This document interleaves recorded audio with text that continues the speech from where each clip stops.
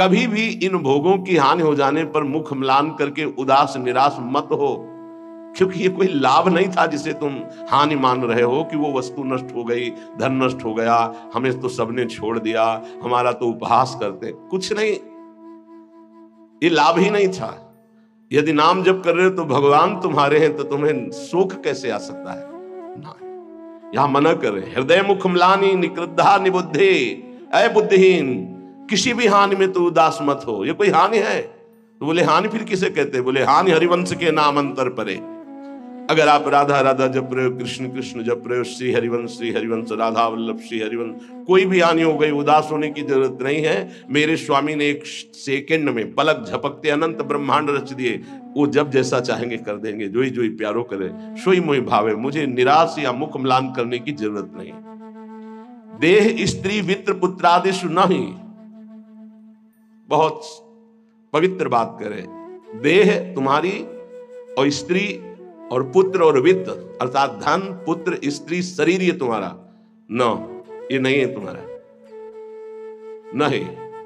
कैसे नहीं है? तो सब फाइनल में आओ, ये शरीर जाएगा तुम्हारे साथ? नहीं। पत्नी नहीं, पुत्र नहीं, बैंक बैलेंस नहीं। तो कह रहे देह स्त्री वित्त पुत्र आदि नहीं। इसलिए ममधीर मित्र बुद्धि, अपनी बुद्धि को बचाओ, इनसे ममता ना होने पावे, इनमें भगवत भाव करो।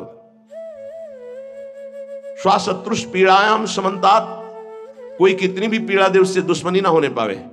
क्यों? क्योंकि मुझे भगवत प्राप्ति करनी है ना, और भगवत प्राप्ति उसी को होती विश्व में जिसका एक भी दुश्मन नहीं होता। ध्यान दो, ये जन्म बहुत दुर्लभ है। कितना एक एक बात को एकदम अलग अलग करके बता रहे हैं। तुम्हारे पास धन है, स्त्री है, पुत्र है, मकान है, बड़े मित्र हैं, फाइनल में तुम्हारे पास कुछ नहीं है। राधा राधा नाम जप करो, है, अब तुम्हारे पास है, नाम जप है। साधु संग, हाँ ये तुम्हारे पास है।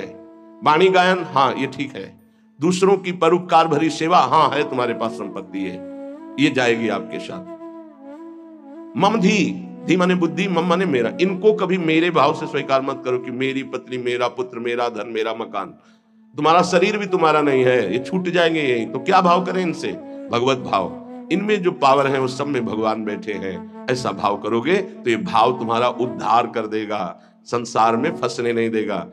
और स्वशत्रुष पीड़ायाम समन्तात, शत्रु भाव रखकर कोई हमसे कितनी भी हमें पीड़ा दे, हमको उससे शत्रु भाव नहीं होने देना, क्योंकि मुझे भगवत प्राप्ति करनी है। अगर एक से भी शत्रु भाव हो गया तो भगवत प्राप्ति में बाधा पड़ जाएगी, ये पक्की बात सब। अगर कोई तुमसे दुश्मनी करता है, यद्यपि बहुत कठिन है कि वो सामने से कटु वचन बोले, हम हाथ जोड़ के निकलना पड़ेगा, क्योंकि तुम्हें महान पद में जाना है, तो हाथ जोड़ना पड़ेगा तुम्हें। फिर और बड़े बड़े पद, और ये तो परम पद है, इसमें पूरे विश्व का वोट चाहिए। हरिवंश नाम लीन जे अजात शत्रुते सदा, प्रपंच दंभ आदि दे तहां कछु न पेखे। सेवक जी महाराज कह रहे हैं, अगर भगवत प्राप्ति करनी है तो पूरे विश्व में कोई भी एक शत्रु नहीं, शत्रु पैदा ही नहीं हुआ। अजात शत्रु भक्त होता है, उसका शत्रु ही नहीं, तो क्या उसकी दुश्मनी या कोई उससे द्वेष नहीं करता, कोई उसको गाली नहीं देता, कोई अपमान नहीं करता? नहीं होता, रोज होता है। पर उनमें भगवत भाव किया, मेरे प्रभु क्यों वो तो ऐसी बात कर रहा है, ऐसी चेष्टा कर रहा है, ऐसे ऐसे नहीं। 100 रूप में प्रभु आकर के, सैकड़ों रूप में प्रणाम करके सम्मान बढ़ा रहे, तो 2-4 रूप में आकर उसका बैलेंस ठीक कर रहे हैं। बड़े कृपालु हैं। अगर आपको गुस्सा आ गया तो आपने प्रणाम का भोग स्वीकार किया है, तो फिर आपका परमार्थ रुक जाएगा। क्या बात है, कितना सुंदर भजन है, कितना इनका यश है, कितनी कीर्ति है। एक तो ये हुआ, और दूसरा ये हुआ गाली गलौज अपमान, ऐसी मुद्राएं जो क्रोध भरी, जो द्वेष भरी। तो ये ना जाए कि गाली गलौज करने लगे, लड़ने लगे, आपका परमार्थ रुक जाएगा। वो चाहते ही हैं माया के पार्षद कि आप थोड़ा बोलिए, आप थोड़ा लड़िए उनसे। नहीं लड़ना, क्या करना है? और हाथ जोड़ के सर झुका के निकलना है। कल कुछ प्रेमी जन आए हुए थे संत, तो उन्होंने कहा कि यदि हमारे गुरु को कोई निंदा करता है तो फिर हम उसके साथ क्या व्यवहार करें? आप कहते हैं सब में भगवत भाव करो। क्या उसमें भी भगवत भाव करें? तो देखो, ईमानदारी से देखो तो क्या उसमें भगवान नहीं है क्या? आप ना तो नहीं कर सकते ना। जब सर्वम खलमिदम ब्रह्म, जब वासुदेवा सर्वम, तो उसमें भी तो है। हमको क्या करना है? पहले उसमें भगवत भाव करना, अपने को सोचना है कि मेरी गुरु निष्ठा की यहाँ परीक्षा ली जा रही है। मेरे गुरुदेव की अवहेलना और निंदात्मक वचन बोल करके भगवान मेरी गुरु निष्ठा की परीक्षा ले रहे हैं। जैसे पार्वती जी के पास सप्तऋषियों को भेजा था, ऐसे मेरे पास इस निंदक को भेजा है। तो निंदक को प्रणाम किया और दूरी बना लिया और अंदर से प्रसन्न रहे कि हे गुरुदेव, आपकी निष्ठा में कोई फर्क नहीं पड़ेगा, परीक्षा लेके देख लो। वो गुरुदेव का भेजा हुआ परीक्षक है हमारा, वो गुरुदेव का निंदक नहीं है। जैसे सप्तऋषियों को महादेव जी ने भेजा पार्वती जी के पास, अरे मुंडों की माला धारण करते हैं, चिता की भस्म लगाते हो, इसके लिए तुम तपस्या कर रहे हो, ना उनके घर है ना द्वार है, बरगद के पेड़ के नीचे रहते हैं, अरे उदासीन रहते हैं, ऐसे दूल्हे की क्या जरूरत। दूल्हा दिलाए हम वैकुंठनाथ, जहाँ बड़े बड़े पार्षद भगवान की सेवा में लगे हुए लक्ष्मी जी चरण चाप रही। पार्वती जी को गुस्सा आया था क्या? नहीं, उन्होंने कहा कि आप बढ़िया उपदेश कर रहे हैं, माना कि महादेव अवगुण भवन, माना आपकी बात, विष्णु सकल गुण खान, ये भी माना, लेकिन जाकर मन जैसन रमे ते ही सन, हमने तो वर्ण कर लिया है भगवान शिव को, कोटि जन्म लगर हमारी बरौ शंभुनता रहो। क्या निष्ठा माता जी ने प्रकट की। मैंने तो वर्ण, आप जो कह रहे हो ठीक है, ऐसे ही होना चाहिए गुरु निष्ठा कि आप जो कह रहे हो आपकी बुद्धि, मेरे तो पर ब्रह्म है अंदर, उससे बोलना नहीं, अंदर मेरे तो पर ब्रह्म परमात्मा है। फिर हम ना उसकी बात सुनते हैं, ना उसकी तरफ देखते हैं, ना उससे द्वेष करते हैं। श्वासत्रुष पीड़ायाम समन्तात सुखमती रमितानंद वृंदावनेस्तु, मैं सर्वदा सुख मगन रहूंगा, किसी से द्वेष नहीं करूंगा, किसी से अपनापन नहीं करूंगा, और वृंदावन का आश्रय लेकर प्रिया प्रीतम के प्रेम में मगन रहूंगा। जिसे प्रेम प्राप्ति करनी है, जो श्रीपाद प्रबोधानंद जी कह रहे हैं, एक बहुत बड़े महापुरुष कह रहे हैं कि नंबर 1, ये बात सहने के लिए निरंतर नाम जप चाहिए। जो अभी तक आपने सुना, मोक्ष कड़वा लगने लगे, समस्त इंद्रियों भोग नरक के समान लगने लगे, समस्त भोगों में विष दिखाई देने लगे कि ये तो पूरे तीनों शरीरों को नष्ट करने वाला है, गंदा करने वाला है, और हृदय से हमारे कि इंद्रियों का जो विलास है ये तो नरक तुल्य है, लेकिन सिद्धियां भी ये माया का जाल है। नहीं चाहिए मुझे कोई सिद्धि, मुझे भगवत प्रेम चाहिए। भगवत प्रेम प्राप्त करने के लिए समस्त संसार की स्त्री शरीरों में जगदम्बा बुद्धि होना अनिवार्य है, और समस्त स्थिर और चेतन जड़ चेतन में भगवत बुद्धि होना अनिवार्य है।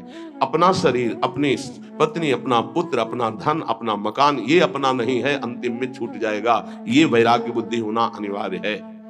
फिर भगवत भाव का प्रादुर्भाव तभी होता है जब पूरे संसार में किसी से भी हमारी दुश्मनी ना हो। अब ये सब कैसे होगा?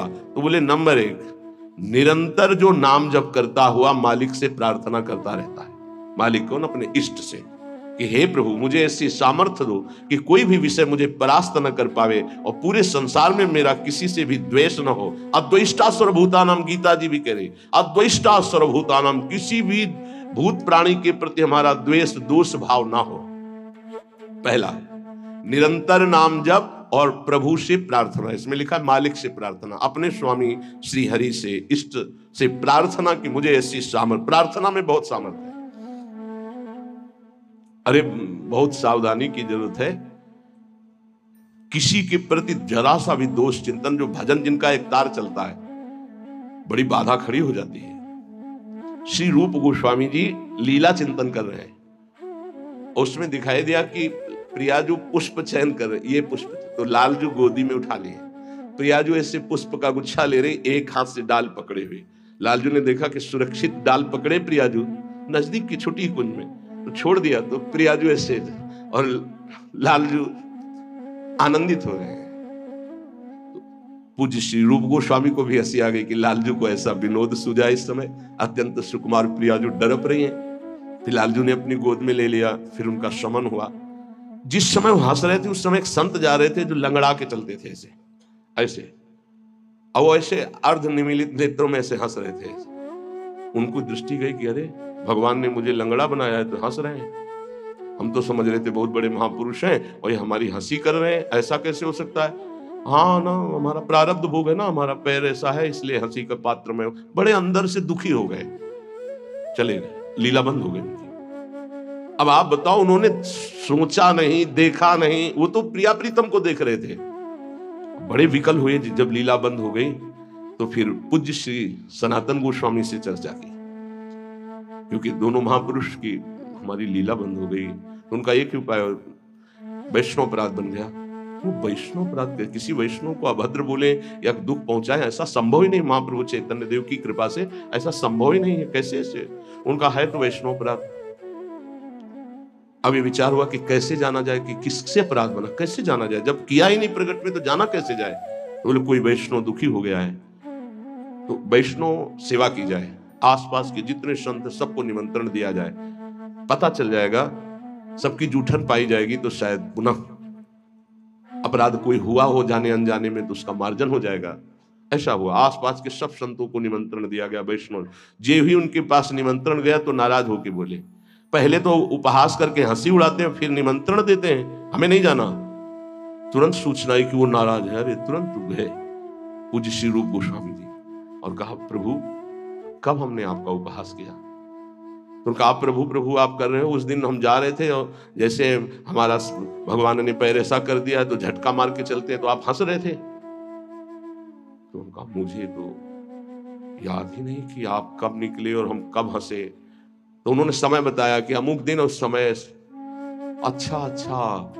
तो उनका, प्रभु ऐसे बतानी नहीं चाहिए पर आप नाराज हैं इसलिए बता रहा हूं। प्रभु उस समय हम लीला देख रहे थे, प्रियाजू पुष्प चयन करने के, तो लालजू गोद में उठा के वो पूरी घटना बताई और कहा, अगर ऐसा भाव में हम हंस रहे तो आप उसी समय निकल रहे होंगे, आपको ऐसा लगा तो प्रभु आपके लिए नहीं था, आप क्षमा कीजिए। वो तो प्रियाला तो वो चरणों में गिरे जो दूसरे वैष्णव थे और कहा, अरे आप जैसे महापुरुषों के प्रति हमारा दोष भाव बन गया, क्षमा करो। वो राजी, तत्काल लीला प्रारंभ हो गई, तत्काल।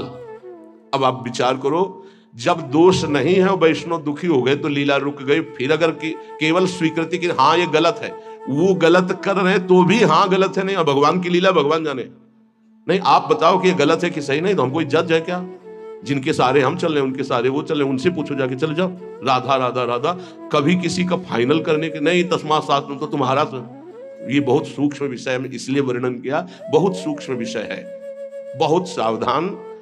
नाम जापक भगवत प्रेम प्राप्ति के लिए इतनी सामर्थ्य जो अभी पीछे चर्चा हुई, उसके लिए निरंतर नाम जप और प्रभु से प्रार्थना कि किसी भी के प्रति हमारा तनिक भी दोष भाव न बनने पावे।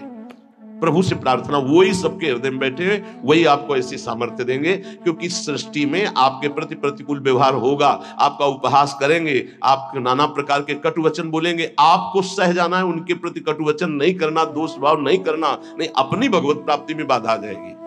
ये सूक्ष्म विषय सब कोई नहीं समझ पाएगा, लेकिन उपासक जो भगवत प्राप्ति करना चाहते हैं, अपना भजन बचाना चाहते हैं, वो इस बात को अच्छे से पकड़े। दूसरा, जो दिनचर्या दी गई है उसमें आलस्य ना होना, भगवत प्रेम प्राप्ति या ऊंचाई पर चढ़ने के लिए जो दिनचर्या है, हमको ये नहीं देखना है कि अमुक साधक आता है कि नहीं आता है, अमुक नहीं आता तो हम भी नहीं आते हैं, ऐसा नहीं। अमुक की त्रुटि है, उसका सुधार करना चाहे तो कर सकता है, लेकिन आप सुधरे हुए हो तो आपको अच्छे आचरणों का अनुकरण करना है। आपको ऐसे आचरण नहीं करने हैं जिनसे हमारी दिनचर्या बाधित हो जाए। एक चीज और ध्यान रखना है, इसको बहुत विस्तृत रूप से समझा इसलिए रहे कि एक दिनचर्या है जिसके पास सेवा नहीं, गुरु सेवा, और एक दिनचर्या है जो गुरुजनों की सेवा में रहते हैं, उनसे हो सकता है जो भागवतिक दिनचर्या का आदेश दिया गया है वो ना हो, तो उनको असंतुष्ट नहीं होना, क्योंकि वो गुरु सेवा में है। सारी दिनचर्या का फल जो है वो गुरु प्रसन्नता है। तो अगर वो गुरु सेवा में, जैसे हमारी श्री जी की भोग सेवा में है, अब प्रातः बाल भोग से लेकर के शयन तक कितने भोग श्री जी को लगते हैं, अब उनमें उनको हो कि हमारी दिनचर्या तो नहीं। अब जैसे जो और हैं सेवा में है, बहुत से, कोई किसी सेवा में कोई किसी सेवा में, अब उनकी दिनचर्या वो माला लेके नहीं बैठेंगे, थोड़ी थोड़ी देर में जो दिनचर्याएं हैं, जो सेवाएं हैं, तो उनको इस बात का पश्चाताप नहीं करना कि मेरी दिनचर्या नहीं चल रही। वो तुम्हारी दिनचर्या गुरु प्रसन्नता के अंतर्गत है, उसमें नहीं सोच। और ये नहीं सोचना कि अब हम सेवा कर रहे हैं तो हमारा वो भजन तो हो नहीं रहा जो दूसरे माला से कर रहे हैं, तो पता नहीं मेरी गति क्या होगी, ये नहीं सोच। गुरु सेवा का एक प्रताप है, ये ध्यान रखना। जैसे मान लो कोई शरीर के वस्त्र धो रहा है, कोई ऐसी सेवाएं कर रहा है, वो नाना प्रकार की सेवाएं हैं जिनमें उनको समय ही नहीं मिल रहा कि वो बैठ करके पद गायन करे, वो 11 माला 41 माला वो संख्या पूरी करे। अच्छा, सेवाओं में लगा है तो उसका मन लगा है, अब उसका मन कहाँ लगा है? ये वस्त्र गुरु जी का है, ये गुरु जी के लिए जल है, ये उसका चिंतन हो रहा। ध्यान मूलम गुरु मूर्ति, पूजा मूलम गुरु पदम, मंत्र मूलम गुरु वाक्य, मोक्ष मूलम गुरु कृपा। क्योंकि कई साधक ऐसे हैं जो फिर उनको पश्चाताप होगा कि दिनचर्या में बाधा पड़ रही हमारी, तो दिनचर्या की चर्चा हुई थी। नहीं, जिनको सेवा मिली हुई है उन। एक बार भगवान शंकराचार्य जी से कई शिष्यों ने कहा कि एक ये ब्रह्म सूत्र है, इसकी व्याख्या सुनना चाहते हैं। तो उनकी शरीर सेवा में स्नान के बाद जो वस्त्र लंगोटी आदि प्रक्षालन करना है, वो त्रोटकाचार्य जी रहते थे। तो उन्होंने कहा त्रोटक को आ जाने दी। तो उन्होंने कहा प्रभु वो तो कभी व्याकरण नहीं पढ़े, कभी शास्त्र जब गायन स्वाध्याय होता है तो कभी बैठते नहीं हो, तो शरीर सेवा में ही लगे रहते। मतलब ज्ञान की चर्चा थी ना, तो शरीर को, गुरु के शरीर को वो साधारण शरीर समझ रहे थे। उनका अच्छा ऐसी बात है, आ जाने दो उसको। जब आ गए तो बोले खड़े हो, इस ब्रह्म सूत्र की व्याख्या करके बताओ। तो जो पढ़ने लिखने से नहीं आता, गुरु कृपा से आता है। तत्काल संस्कृत का प्रादुर्भाव हुआ और वैदिक सिद्धांतों का प्रवचन, सब दंग रह गए। तो उनका गुरु की लंगोटी ढोने वाले को साधारण समझते हो क्या? साधारण नहीं होता गुरु की लंगोटी धोने वाला, वस्त्र धोने वाला। असाधारण कृपा से सौभाग्य मिलता है, असाधारण कृपा से। तो जिनकी जो दिनचर्या ऐसी है कि उनको फुर्सत ही नहीं है, तो उनको कभी नहीं सोचना कि इतने बजे इतने बजे इतने, उनकी दिनचर्या है। तो ये चीजें ध्यान रखना है उपासक को। प्रमाद में हमें दिनचर्या में बाधा नहीं पहुंचानी, प्रमाद युक्त हमारी दिनचर्या नहीं होनी चाहिए। यदि गुरु सेवा, इष्ट सेवा में हमारी जो गुरु की अन्य साधकों के प्रति बताई हुई दिनचर्या उसमें बाधा पड़ती है, तो वो बाधा नहीं मानी जाएगी आपकी। दूसरा जो अभी वर्णन किया, गुरु प्रदत्त दिनचर्या में बाधा नहीं होनी चाहिए। बहुत बड़ी चीज है गुरु प्रदत्त दिनचर्या, बहुत बड़ी वस्तु है, बहुत बड़ी वस्तु। गुरु सेवा मिल गई तो लाडली जो अधीन हो गई पक्का। तीसरा, कुसंग से दूर रहना, ये बहुत जरूरी है, बहुत जरूरी है। रावण लंका में रहता था, लंका समुद्र के किनारे थी, समुद्र निर्दोष था, पर ऐसे दोषी का संग समीपता होने के कारण समुद्र को बांध लिया गया। समुद्र बांधा गया, जिसकी मर्यादा अपार है उसे मर्यादा पुरुषोत्तम ने बांध दिया। किस लिए बांधा गया था? क्योंकि रावण का पड़ोसी था। रावण का पड़ोसी होने के कारण समुद्र को बांध दिया गया।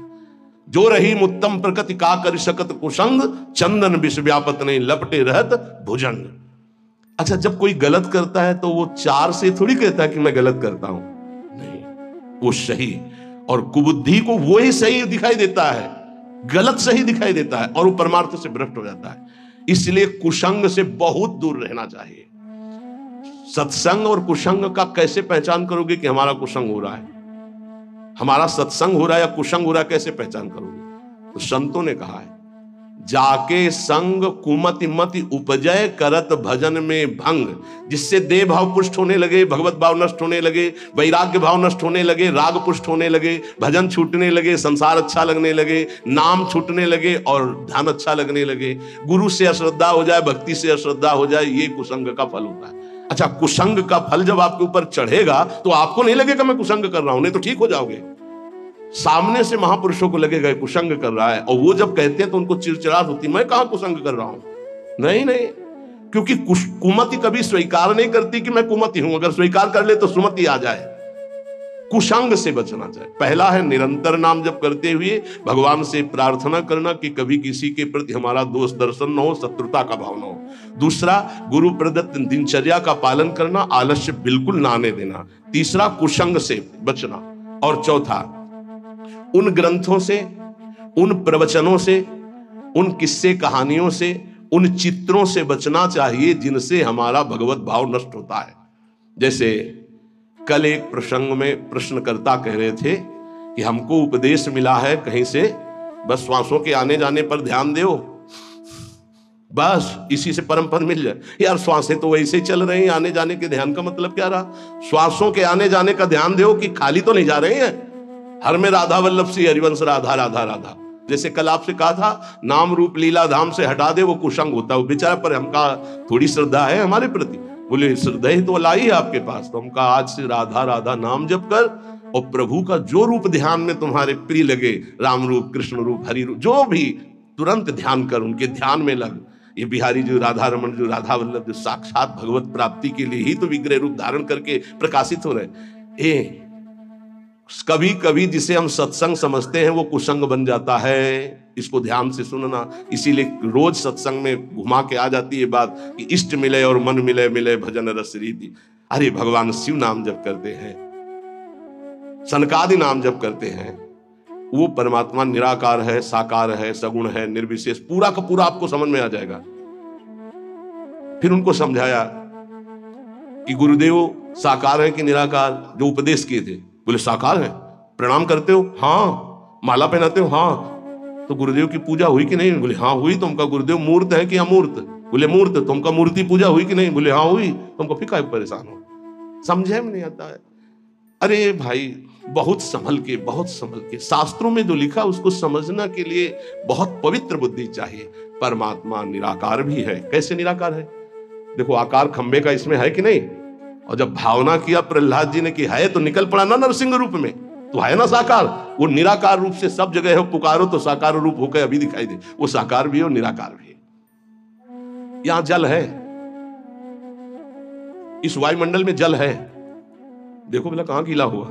और एक मशीन है, जब उसको ऑन करके रखो तो एक कमरे में 3.5 लीटर 4 लीटर पानी 4-5 घंटे में निकल जाता है, और कमरे में कहीं बूंद नहीं है। बस मतलब जल है, वाणी है। वाणी का मतलब आकाश शब्द है, वायु है, अग्नि तत्व है, इन सब कुछ विराजमान है। लेकिन निराकार दिखाई दे रहा है ना? कहां दिखाई दे रहा? सब साकार रूप में आ जाता है। वही साकार है, वही निराकार, कुछ अंतर नहीं।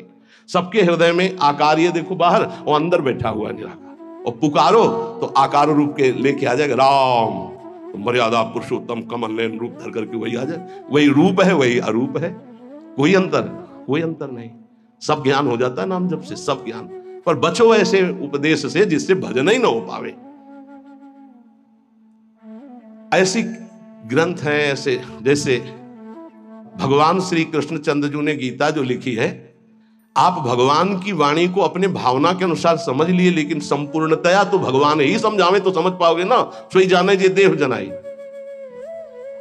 निंदा स्तुति के विषय नहीं है, पर यह बात है कि पूज्य श्री स्वामी राम सुखदास जी महाराज इतनी सरल भाषा में गीता जी का स्वरूप प्रकाशित किया कि मुझे लगता है कि अपने जैसे मंद बुद्धि वालों को भी भगवान की दिव्य वाणी समझ में आए। स्वामी जी का अवतार इसी बात के लिए हुआ था, गीता जी के लिए, श्री स्वामी राम सुखदास जी, कि साधारण से साधारण आदमी गीता के गूढ़ शब्द को, राष्ट्र को जान जाए। इतना बड़ा विस्तार से अमृत दे दिया गीता जी के भाव का। और ज्ञानदेव जी महाराज, एकनाथ जी महाराज, आद्य गुरु भगवान शंकराचार्य, जो बहुत से बड़े बड़े महापुरुषों ने गीता जी की टीका, हमें लगता है वो इन महापुरुषों की टीका के बाद अब हमको और कौन सा ज्ञान जानना बाकी रहेगा। एक बार एक सेवकवाणी श्री दामोदर दास सेवक जी की, नए नए हम थे तो हमको किसी ने दिया था कि पढ़ना महाराज जी को। हमारा ये काम था गुरु जी से जांच करवाए बिना हम किसी, क्योंकि पता है कि जिस विषय के हमें तो हमारे प्रमाण लगे, तो उनका महाराज जी ये वाणी जी प्राप्त हुई, वो किसी और महाराज जी ने जो देखा ऐसे वाणी ली, किसी की भी लिखी हुई है, लो, और तुरंत ऐसे फूल में लपेटा, बोले जाओ यमुना जी पधरा के आओ। और फिर ये वाणी आजीवन के लिए वो बस्ता में बंदी, लेकिन यही ये टीका जो लिखी हुई है ये पास गुरुदेव से, इसीलिए हम जितने भी साधक अपने, हमारे गुरुदेव ने जो पास किया है अर्थ, ये पूज्य श्री आचार्य चरण का। बस कोई भी हो गुरु से जो पास, बस वही। तो ये ध्यान रखना कि महापुरुषों ने जो टीका की है वो ऐसे अर्थ नहीं लिखा है। गुरुजनों की दृष्टि बहुत पैनी होती है, अपने बच्चे को कैसे बचाते हैं। ये उन ग्रंथों का अर्थ नहीं पढ़ना जिनको ब्रह्म प्राप्त, भगवत प्रेम प्राप्त महापुरुष प्रमाणित नहीं करते, उन ग्रंथों को नहीं पढ़ना बहुत ही भटकाव है। आपको सच्ची बता दें, वाणी जी को अपने अनुकूल करके अर्थ किया जाता है। वो महापुरुष जो क्षमता को प्राप्त है, चाहे गीता हो चाहे भागवत हो, हमारा किसी से अपनेपन वाला बात की बात नहीं कह रहा हूं। आज तक पूज्य श्री हनुमान प्रसाद पोद्दार जी महाराज के संपादन के किए हुए वाणी ग्रंथ में एक शब्द पर कभी संशय नहीं हुआ। आज तक पूज्यपाद उड़िया बाबा के उपदेश में कभी एक शब्द पर संशय नहीं हुआ। पूज्य श्री स्वामी राम सुखदास जी महाराज के एक शब्द पर संशय नहीं हुआ। जैसे पूज्य स्वामी जी का एक छोटी सी पत्रिका निकली थी ग्रंथ में, गुरु के बिना मुक्ति। स्वामी जी ने जो कहा उसके अंतर की बात समझ। स्वामी जी ने के पास इतनी शिकायतें पहुंची, रोना धोना और बड़ा विचित्र कोटि का। उस समय जिनके प्रति शिकायत हुई थी, तब स्वामी जी ने सभा में कहा था कि तुम जो सुन रहे हो, ये जगत गुरु श्री कृष्ण की वाणी सुन रहे हो, इसको मानो, इसी से तुम्हें परम पद मिल जाएगा। ऐसे बनाने की जरूरत नहीं है जहां ऐसे शिकायतें आ रही। स्वामी जी किस लक्ष्य को लेकर बोले थे? स्वामी जी किसी संप्रदायवाद को नहीं काटे, स्वामी जी किसी गुरु परंपरा को नहीं काटे। स्वामी जी के शब्द थे उस बनावटीपन के लिए, जो बनावटीपन से ठगा जा रहा है, लोगों के जो चित्तों की श्रद्धाओं का मर्दन किया जा रहा था। जब स्वामी जी के पास शिकायतें पहुंची, तब स्वामी जी ने वो बात कही कि ये जगत गुरु की वाणी है गीता जी, इसको सुनो, स्वीकार करो, जाओ, परम कल्याण ना हो जाए तो बताना, गुरु के बिना मुक्ति। गुरु बनाने की जरूरत नहीं, वचन सुनो, मानो और जाओ। कोई एक शब्द में उसको घसीटो मत इधर उधर, सीधे जिस प्रसंग से महापुरुष बोले उस बात को समझना। तो हमको ऐसे ग्रंथ नहीं पढ़ने, ऐसी किताबें, ऐसे शास्त्रों की व्याख्या, ऐसे किस्सा कहानियां, ऐसे दृश्य, ऐसे चित्र, ये सब ना देखे जो भजन में बहुत बाधक है। पांचवा, किसी भी बहाने से जिसमें महिलाएं नृत्य करती हो वो दृश्य न देखे। भले कीर्तन हो रहा है, भजे भजन हो रहा है, लेकिन जिसमें माताएं बहनें नृत्य कर रही, बैरागी को देखने की जरूरत नहीं है। प्योर नौटंकी तमाशा और सीरियल और वेब सीरीज इनकी तो जरूरत नहीं है, बिल्कुल नहीं। कि खाली समय है, हम बड़ा मोबाइल है स्मार्ट, चाहे जितने स्मार्ट बनो, माया से ज्यादा स्मार्ट नहीं हो, वैसी स्मार्ट गिरी में फंसा देगी तुम्हें, ये सारी स्मार्ट गिरी चली जाएगी। बहुत होश में। चेटक, नाटक, नाच, तमाशा, ये सब परमार्थ के लिए बहुत हानिकारक है।